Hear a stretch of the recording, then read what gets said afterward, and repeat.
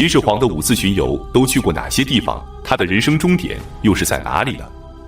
本期视频，我们就一起走进秦始皇的5次巡游及始皇帝病逝。秦始皇统一六国后，为了宣德扬威、安定天下，便先后5次外出巡视。公元前220年，也就是完成统一的第2年，他便开始了第1次巡游。他从咸阳出发，经过老秦人发家的雍齐故地，翻越陇山，到达陇西郡。之后，他又巡视了北地郡，然后穿过鸡头山，经过回中，回到了咸阳。此次巡游主要是对秦国故地的安抚，以及对祖先的祭拜。紧接着第2年，他又动身巡视东方，这里是原来6国的土地，巡游的意义深远。他离开咸阳，东出函谷关，经过洛阳，登上邹山，并在此刻下了许多的石碑，歌颂先秦祖辈的功德。之后前往泰山，举行了封禅大典，一路东行至齐地，抵达了知府岛、成山、琅琊山，所到之处都会竖碑刻石，歌功颂德。在这里，他遇到了齐地的方士徐福，徐福上书说，海中的仙山上有仙人居住，可以得到长生不老药。秦始皇大为高兴，随后便根据徐福的要求，派童男童女数千人跟随他一起出海去求取仙药。之后，他便从琅琊南下，路过彭城，派人到泗水去打捞周鼎，但周鼎并没有找到。他渡过淮水，前往衡山郡，沿着长江水路向西前行，到达香山拜祭，最后经过南郡，取道武关，回到了咸阳。然后第3年，他又开始了第3次出巡。这次出巡刚开始的路线是和上次一样的，当走到博浪沙的时候，突然遭遇了刺客的袭击，而这个刺客的主谋就是日后跟随刘邦打天下，成为汉朝开国功臣的张良。张良字子房，是原来韩国的贵族，他的祖父和父亲都曾做过韩国的丞相。之后韩国亡国，他便开始谋划刺杀秦始皇。他散尽家财，找到了一个大力士，并为他量身打制了一只重达120斤的大铁锤。秦始皇东巡的时候，他便派人打探路线，最后他将行刺地点选在了博浪沙。这里的路面起伏比较大，所以秦始皇的车队路过这里肯定会降低速度，而且这里北面是黄河，南面是官渡河，芦苇丛生，便于逃跑。他便带领大力士提前在这里埋伏。等到秦始皇的车驾到达博浪沙，他就让大力士将120斤的大铁锤扔向秦始皇的座驾。秦始皇乘坐的是用6匹马拉的天子6驾，很容易识别。可惜秦始皇遇刺不是1回2回了，早就有了防备。跟随他主驾的还有很多辆副车，每辆副车也都是由6匹马拉的。因此大铁锤砸向的只是其中的一辆副车，秦始皇的主驾安然无恙。不过秦始皇知道后还是颇为大怒，命令全国各地搜捕10日，捉拿刺客，但最终并无成果。于是秦始皇继续巡游，但由于这次的遇刺事件，巡游的行程变得简短了许多。到过琅琊山、知府岛后，便开始返回。为了避免再次遇刺，车队刻意绕开了博浪沙，北渡黄河，从邯郸、上党、安邑等地回到了咸阳。之后的2年多，秦始皇再也没有出巡。公元前215年，他开始了第4次出巡，这一次他去的是黄河以北的地区，一直到达了碣石，并在此刻石立祠。随后他又巡视了渔阳、上古等北部边境地区。在这里，他又遇到了另一个方士卢生。卢生从海上带回了一本书，上面写着“亡秦者，胡也”。就因为这句话，他经过上回到咸阳后，便派遣蒙恬率领30万大军北击匈奴。又过了5年的公元前210年，秦始皇第5次出巡。他命令右丞相冯去疾留守咸阳，左丞相李斯陪同前往，小儿子胡亥跟随。他们出武关，到达云梦泽之后，南下九嶷山，祭奠了葬在这里的舜帝。之后乘船沿长江而下，从丹阳南下钱塘，渡过钱塘江后登上会稽山，在这里祭祀了大禹。随后由会稽山北上，经过吴县，在江城北渡长江，然后一路到达山东半岛，先后抵达了琅琊、成山、知府岛。在这里，徐福再次求见秦始皇。因为9年前他第一次入海寻求仙药，花费了巨额的钱财而一无所获。他就谎称说，由于海里有大鱼阻拦，所以没能成功。于是他请求给他配备强弩射手，随同前往。秦始皇便相信了徐福的谎言，第二次派徐福出海。这次他不仅率童男童女3000人，还有大量的工匠装着五谷的种子，乘船泛海东渡。但这次徐福再也没有回来，据说他们东渡到达了日本。之后秦始皇的车队继续前行，在走到平原津的时候，秦始皇突然病倒。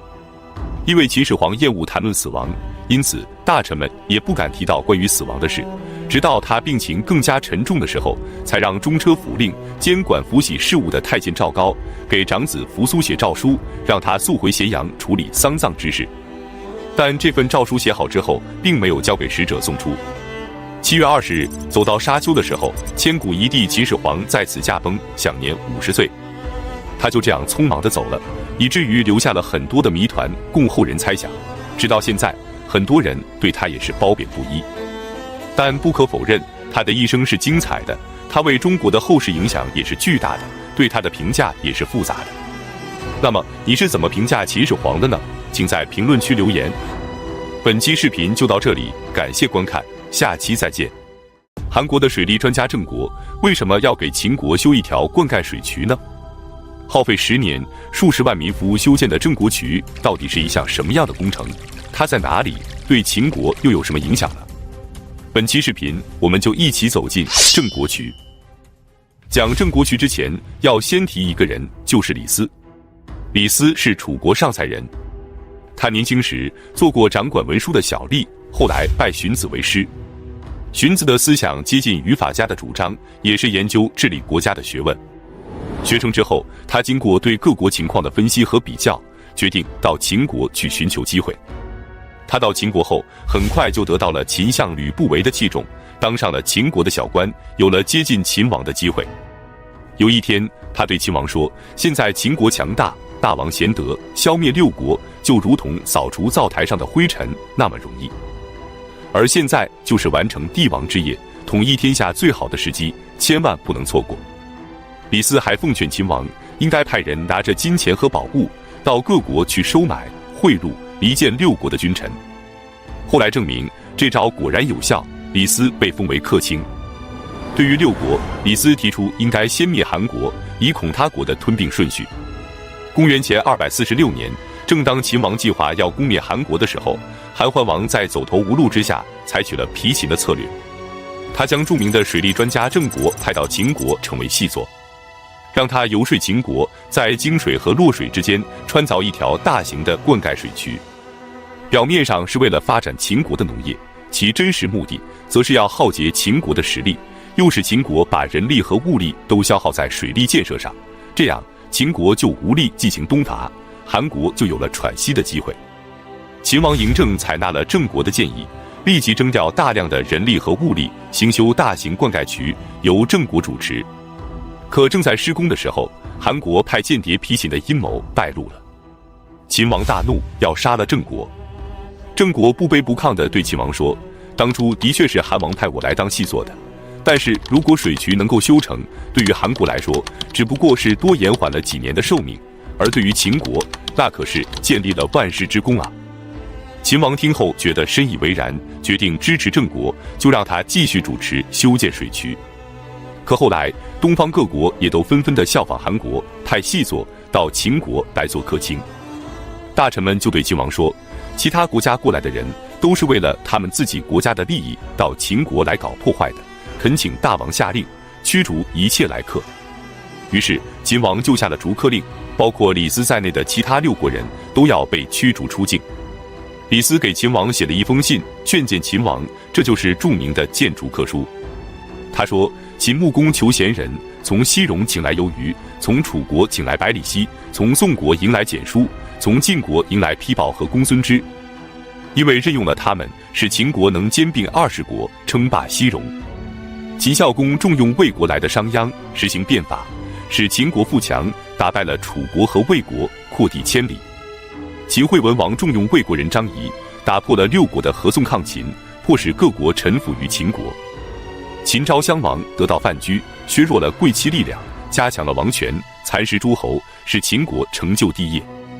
这4代秦王都任用客卿，他们对秦国也做出了巨大的贡献。如果这4位君王也下逐客令，秦国就没有富丽之实，也没有强大之名。秦王嬴政明辨是非，果断地采纳了李斯的建议，立即取消了逐客令，并重用李斯，封他为廷尉。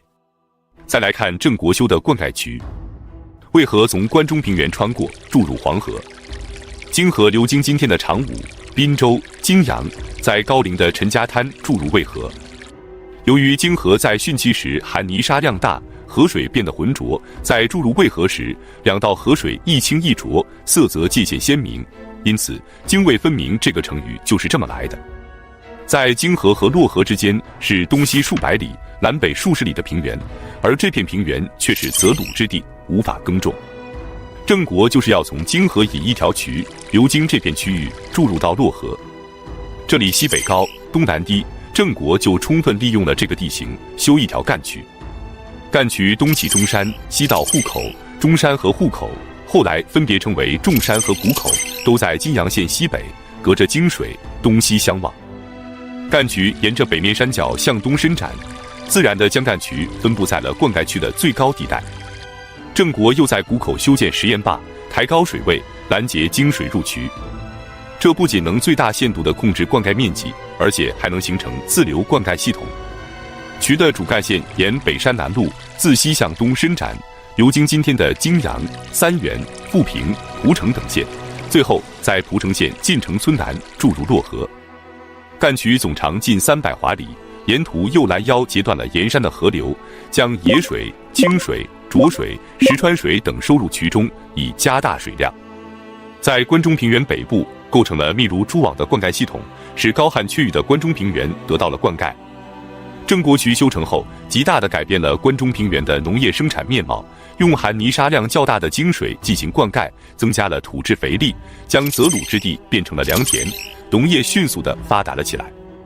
据《史记·河渠书》记载，郑国渠修成后，将之前的泽鲁之地变为耕地达4万公顷，换算成今天的亩数是110万亩。每一亩能收粮食达1中，换算成今天的公斤数是每亩100公斤，比其他地区的土地提升了6倍之多，使关中变成了沃野之地。而韩国皮信自保的阴谋却适得其反。这项巨大的灌溉工程浇灌出了秦国的万顷良田，还把盐碱地变成了沃土，在农田灌溉技术上是一个伟大的创举，也为秦国灭韩以及灭其他5国都提供了巨大的经济保障。为了肯定郑国的功绩，水渠修成后，秦王嬴政就将水渠以郑国的名字命名，称为郑国渠。本期视频就到这里，感谢观看，下期再见。